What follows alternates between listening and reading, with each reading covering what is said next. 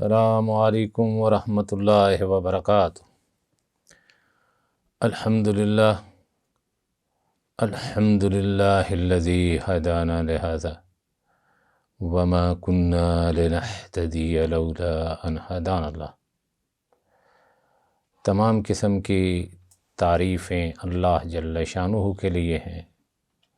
درود و سلام سید الانبیاء امام المرسلین حضرت محمد صلی اللہ علیہ وسلم پر۔ اللہ کے فضل اور توفیق سے آج 23 تاریخ 5واں مہینہ 1442 ہجری ہے۔ ہم جس طرح کے عرض کیا تھا کہ ہم بیان کر رہے ہیں یا آپ کے سامنے گزارش کر رہے ہیں فتاوی ارکان الاسلام، مفتی ہیں شیخ محمد بن صالح عثیمین رحمہ اللہ۔ تو آج کا سوال یہ ہے، کیا کسی آدمی کا آنا باعث برکت ہو سکتا ہے؟ یا عام لوگ جو لفظ بولتے ہیں کہ آپ کا تشریف لانا ہمارے پاس باعث برکت ہے، یا یہ کہہ دیتے ہیں کہ برکت ہمارے پاس آ گئی۔ برکت بول کر مراد وہ کسی آدمی کو لیتے ہیں۔ کیا ایسے الفاظ کی شریعت اسلامیہ میں اجازت ہے؟ یا یہ دوسرے الفاظ میں کہیں کہ برکت نام کی کوئی چیز ہے؟ شیخ سے یہ سوال کیا گیا۔ شیخ رحمۃ اللہ علیہ جواب دیتے ہیں کہ عام لوگوں کا یہ کہنا کہ آپ کا آنا ہمارے لیے باعث برکت ہے، تو اس سے ان کا یہ ارادہ نہیں ہوتا کہ جو اللہ تعالیٰ کے حوالے سے برکت کا لفظ استعمال کرنے میں ہے، بلکہ ان کا مقصد یہ ہوتا ہے کہ آپ کے آنے کی وجہ سے ہمیں برکت حاصل ہوگی۔ دوبارہ ہم یہ کہتے ہیں، تو اس سے ان کا یہ ارادہ نہیں ہوتا۔ جو لوگ کہتے ہیں کہ آپ کی وجہ سے برکت ہوگی یا باعث برکت ہیں، تو ان کا اس سے ارادہ یہ نہیں ہوتا۔ جو اللہ تعالیٰ کے حوالے سے برکت کا لفظ استعمال کرتے ہیں، جو اللہ رب العزت کے بارے میں برکت کا لفظ استعمال کرتے ہیں لوگ، اس سے مراد یہ آدمی کا آنا وہ برکت نہیں ہے، لیکن بلکہ اس کا مقصد یہ ہوتا ہے کہ آپ کے آنے کی وجہ سے ہمیں برکت حاصل ہو گئی ہے۔ انسان کی طرف بھی برکت کی نسبت کر لینے میں کوئی قباحت نہیں ہے، نسبت کر لینا صحیح ہے۔ حضرت عائشہ رضی اللہ تعالی عنہا کے ہار گم ہو جانے کے موقع پر جب تیمم کی آیات نازل ہوئیں، تو حضرت اسید بن حضیر رضی اللہ تعالی عنہ نے کہا تھا حضرت عائشہ کے بارے میں، ما ہی بأول برکتکم یا آل ابی بکر، صحیح البخاری۔ اے آل بکر، یہ آپ کی پہلی برکت نہیں ہے، مراد کہ یہ ہار کا گم ہو جانا اور تیمم کا حکم آ جانا یہ پہلی برکت نہیں۔ آل ابو بکر سے تو بے شمار برکتیں ہمیں پہلے نصیب ہو چکی ہیں۔ طلب برکت دو باتوں سے خالی نہیں ہے، سنیے۔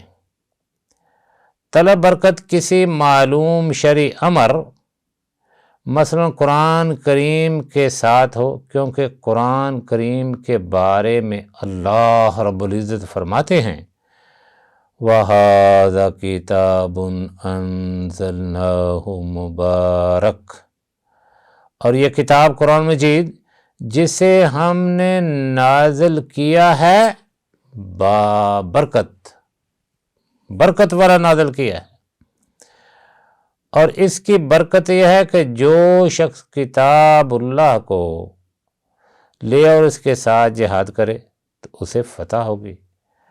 اللہ تعالیٰ نے اس کتاب کی برکت سے بہت سی امتوں کو شرک سے نجات دی، اس کی برکت سے بے شمار لوگوں کو شرک سے، جہالت سے، گمراہی سے نجات دے کر ان کو ہدایت کا راستہ بتایا۔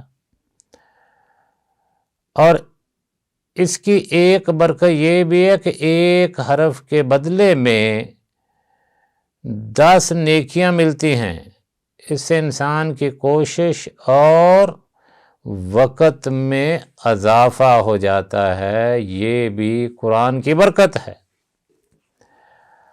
طلب برکت کسی معلوم حصی امر کے ساتھ ہو، مثلا یہ علم کو فلاں انسان کے علم اور اس کی دعوت خیر کے ساتھ برکت حاصل ہو جاتی ہے، جیسا کہ حضرت اسید بن حضیر نے فرمایا کہ اے اہل ابی بکر، یہ آپ کی پہلی برکت نہیں، کیونکہ اللہ تعالی بعض لوگوں کے ہاتھوں ایسے امور خیر جاری فرما دیتا ہے جو دوسروں کے ہاتھوں سے جاری نہیں ہوتے۔ برکت کی کچھ باطل صورتیں بھی ہیں، جیسا کہ دجال اور جھوٹے قسم کے لوگ کہتے ہیں کہ فلاں میت سے